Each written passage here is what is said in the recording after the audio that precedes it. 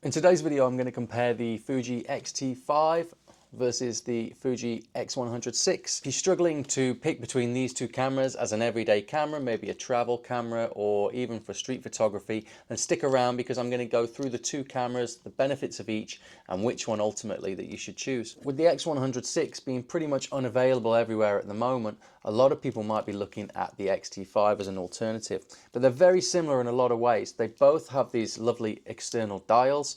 The X-T5 has an additional dial compared to the X100VI. They both share the latest generation X-Trans5 APS-C sensor. They both offer the same Fujifilm recipes. They both offer pretty much the same autofocus system, although there are some differences that I will tell you about later in the video. If you kit the X-T5 up with one of these f2 primes, then it can kind of replicate what the X100VI is doing. But which one's actually better? Now, I've owned both of these cameras for a little while and I've shot them quite a lot on the street and just for travel and general use. And I love both of the cameras. There is a big difference between them and what they're setting out to do. The X-T5 really is a general purpose interchangeable lens camera, and you can swap out any of the Fuji X lenses onto it. But what if you just want to use it in the same way as the X100VI, which is a fixed lens camera? It's got that f2 23mm lens on it. Clearly there's a design difference with the X100VI sporting rangefinder-esque viewfinder. The X-T5 has the traditional viewfinder in the middle, DSLR hump style. Both viewfinders offer pretty much the same resolution, the same viewpoint. The X100VI also has the hybrid optical viewfinder, so you can switch it out with the little lever at the front and you then get an optical viewfinder with a display which shows your image area. And for that kind of shooting in street scenes where you might have people walking into it, it's quite useful because you can have your eye up to the viewfinder and you can see as someone's about to enter the frame, so you can time your shots pretty perfectly. In all honesty, I don't use the optical viewfinder that much. For me, the X100VI is an everyday carry or a discreet street photography camera. You can see from the size of it in my hand, it is pretty small. You're not getting into pocketable territory, so neither of these cameras is pocketable, but the X100VI is noticeably smaller to carry. So first up, I'm going to talk about build quality. And it used to be that both of these cameras were made in Japan, then the X-T5 was made in China, now also the X100VI is made in China. In all honesty, I've owned the X100T and I've owned the X100V or 5, so the previous version of this one. The quality on this doesn't feel any worse than those when they were made in Japan. When you hold them both, if you don't have a battery grip on them, the grip on the X100VI is tiny. I mean, it literally, you're getting the ends of your fingers around it. I don't find the grip that solid. And so I've actually added a small rig thumb grip to it. And I even actually put a small rig grip extension on it because I just find that this doesn't give you enough purchase at the front on the grip and it makes it feel like it's going to slip out your hand slightly. So you might want to bear that in mind when you're looking perhaps at the size and the weights of these two cameras combined, is that I think adding at least a thumb grip but probably additional hand grip on this is almost a necessity if you're going to be holding it and shooting it for long periods of time. Once you add those things, it's not that much smaller than the X-T5, but it does feel better balanced because the lens doesn't stick out so much. The X-T5, on the other hand, has a deeper grip, but it's still not a real deep grip. It's not like a DSLR grip, but it's enough to get purchase on. I can dangle it sort of in this fashion as I'm walking around and I don't feel it's going to slip out. But I do actually add a grip to this as well, another small rig grip to this, just to get even better purchase. It comes with thumb grip on the back of the body, which just helps to, again, give you a little bit better grip on the camera body. So one of the things I noticed straight away with the X-T5 is it is a little bit heavier, but it's not a huge difference. The buttons on it feel a little bit better. One thing I found as well with the X100VI is that the buttons on the back are more flush to the body. So sometimes I can find that when I'm shooting, they're a little bit harder to find from sort of muscle memory than the ones on the X-T5. The X-T5 buttons protrude out just an extra millimeter or so from the body, but it does make a difference when you are trying to find it.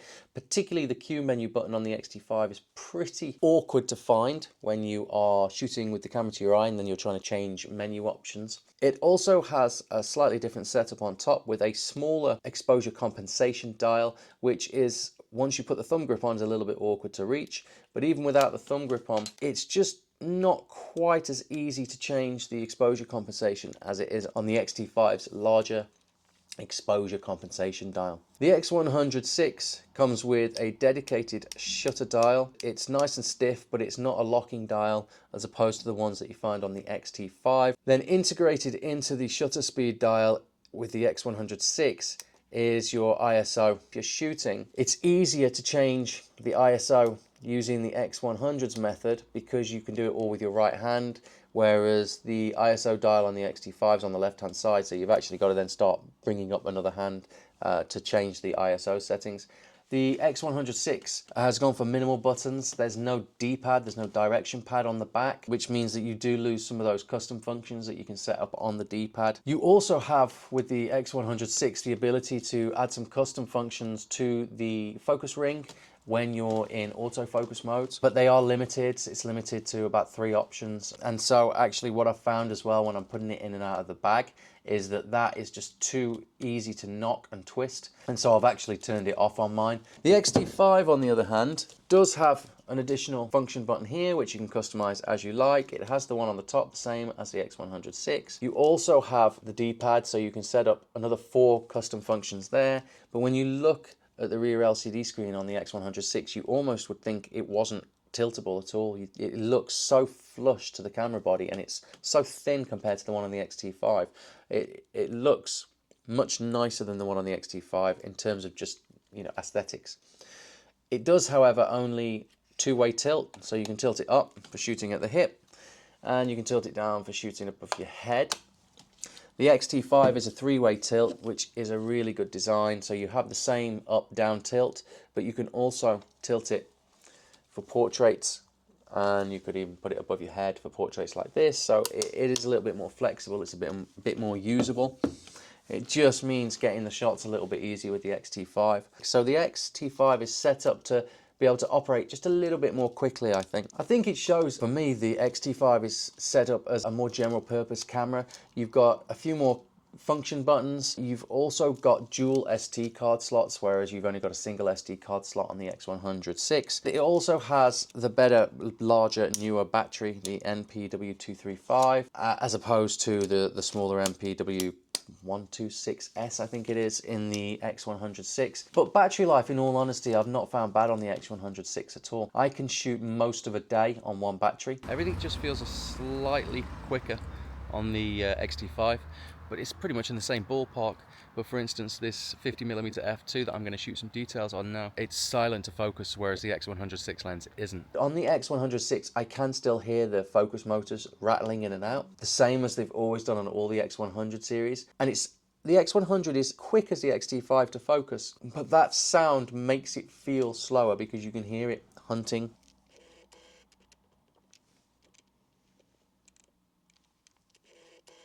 It's the same noise. Anyone who's had a previous X100 series camera will know that noise very well. There's a couple of things I notice when I'm shooting near people, and if I'm trying to be discreet and just get like candid shots. The X100VI is more discreet. Because it's got a leaf shutter, it's quieter. When it fires the shutter, it's a little bit quieter.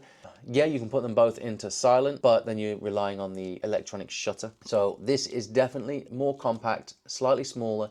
It feels more discreet. So if you're into sort of taking candid shots quickly or shooting from the hip without wanting people to know that you're taking shots, then this one definitely has an advantage there.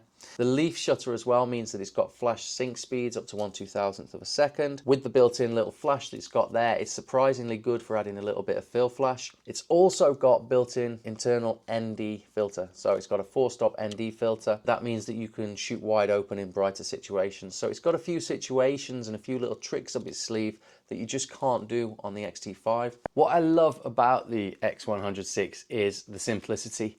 I love the fact that I can't choose the lens. This is the lens that I've got.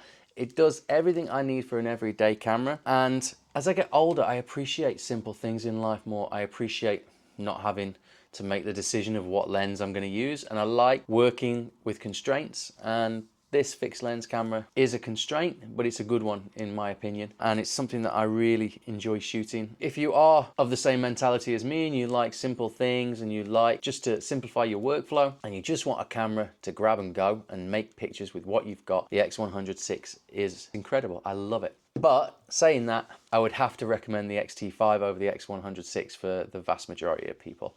I couldn't really recommend the X100VI to my friends, my family, people like that. If they're going to get into photography and they might want to shoot different focal lengths down the line, they might want to start doing professional work, the X-T5 is just going to be more flexible for most people. And so X100VI versus X-T5, the X-T5 wins for most people. Where the X100VI shines is as a second camera, but for most people the X-T5 is going to be the one that just makes more sense. But that's not to say the X100VI is a bad camera, because it's not. It's a great camera. It's just much more niche in its use cases, whereas the X-T5 is just going to have broader appeal. If you found this helpful at all, then I'd really appreciate it if you like and subscribe. Comment down below which one you prefer. Are you waiting for the X100VI, or are you thinking maybe I'll get an X-T5 and start shooting now? Until next time, thanks for watching.